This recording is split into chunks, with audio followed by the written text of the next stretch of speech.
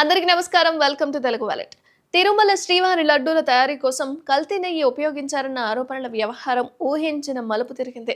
శ్రీవారి లడ్డూల తయారీ కోసం కల్తీ నెయ్యి వాడారని, ఆ కల్తీ నెయ్యిలో జంతువుల కొవ్వు కలిపారని సీఎం చంద్రబాబు నాయుడు ఇటీవల సంచలన వ్యాఖ్యలు చేస్తున్న విషయం మనందరికీ తెలిసిందే. ఇది ధూమ్ధామ్ అయింది కూడా.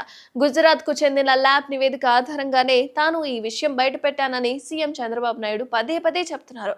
కానీ మా ప్రభుత్వంలో తిరుమల శ్రీవారి లడ్డూల తయారీ కోసం కల్తీ నెయ్యి ఉపయోగించలేదని, స్వచ్ఛమైన నెయ్యి ఉపయోగించామని టీటీడీ మాజీ చైర్మన్ బోన కరుణాకర్ రెడ్డి అంటున్నారు. అయితే ఇప్పుడు అసలు విషయం బయటకొచ్చింది. తిరుమల శ్రీవారి ఆలయంలోని లడ్డూ పోటులో వైష్ణవ బ్రాహ్మణులు ఎంతో నిష్ఠతో, నియమ నిబంధనలతో శ్రీవారి లడ్డూలు తయారు చేస్తూ ఉంటారు. అయితే శ్రీవారి లడ్డూల తయారీ కోసం నాసి రకం నెయ్యి, నాసి రకం జీడిపప్పు, నాసి రకం యాలకులు, నాసి రకం దినుసులు ఉపయోగించారని లడ్డూ పోటులో పనిచేసిన సిబ్బంది ఆరోపిస్తున్నారు. ఈ విషయం అప్పట్లో సంబంధిత అధికారుల దృష్టికి తీసుకెళ్లినా కూడా వారు ఏమాత్రం పట్టించుకోలేదని, పెద్దలను ఎదిరించి ఏమీ చేయలేని పరిస్థితుల్లో తాము శ్రీవారి లడ్డూలు తయారు చేశామని తిరుమల లడ్డూ పోటులోనే కొందరు ఉద్యోగులు, అక్కడ పనిచేస్తున్న సిబ్బంది వాపోతున్నారు. అయితే శ్రీవారి ఆలయంలో రోజుకు సుమారు 3 లక్షలకు పైగా లడ్డూలు తయారు చేస్తారట.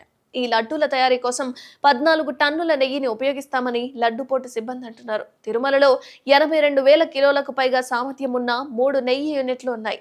వైసీపీ అధికారంలోకి వచ్చిన తర్వాత జగన్ బాబాయ్ వైవి సుబ్బారెడ్డి 2 సార్లు టీటీడీ చైర్మన్ గా పనిచేశారు. సాధారణంగా తిరుమల మాడవీధుల్లో తిరుగుతుంటే శ్రీవారి లడ్డూల తయారు చేస్తున్న సువాసనకి తిరుమల భక్తులు పరవశించిపోయేవారు. అదంతా గతంలో అని భక్తులు అంటున్నారు.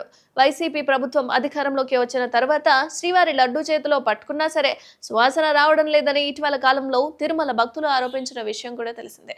కానీ నాసి రకం నెయ్యి, యాలకులు, నాసి రకం దినుసులు, జీడిపప్పు ఇలా ఇవన్నీ వాడితే సువాసన ఎలా వస్తుంది చెప్పండి. అయితే ఈ విషయంపై అప్పటి టీటీడీ డిప్యూటీ ఈవో సూపరింటెండెంట్ల దృష్టికి తీసుకెళ్లామని, నాసి రకం నెయ్యి ఉపయోగించిన నాసి రకం దినుసులు లడ్డూ తయారీ చేయడానికి ఉపయోగిస్తే వాసన రాదని తాము పదే పదే చెప్పినా వాళ్ళు ఏమాత్రం పట్టించుకోలేదని, ఉన్నతాధికారులను ఎదిరించి ఏం చేయలేక సైలెంట్ గా ఉండిపోయామని చెప్తున్నారు. మొత్తం మీద శ్రీవారి లడ్డూ పోటులో పనిచేస్తున్న ఉద్యోగులే నాసి రకం నెయ్యి లడ్డూల తయారీ కోసం ఉపయోగించామని చెప్తున్నప్పుడు ఈ విషయం బయట పెట్టడంతో ప్రస్తుత టీటీడీ ఈవో శ్యామల్ రావు ఈ విషయంపై దృష్టి సారించారు. శ్రీవారి లడ్డూ పోటు సిబ్బంది ఫిర్యాదు చేసిన సమయంలో పనిచేసిన డిప్యూటీ ఈవో సూపరింటెండెంట్ల వివరాలు తెలుసుకున్న టీటీడీ ఈవో శ్యామల్ రావు త్వరలోనే వారి మీద కఠిన చర్యలు తీసుకునే అవకాశం కనిపిస్తుంది. అయితే శ్రీవారి ఆలయం మాజీ ప్రధాన అర్చకులు కూడా రమణ దీక్షితులు. వీరి ఆరోపణలు ఏమాత్రం పట్టించుకొని టీటీడీ అధికారులు అలాగే లడ్డూలు తయారు చేశారని శ్రీవారి భక్తులు ఆరోపిస్తున్నారు.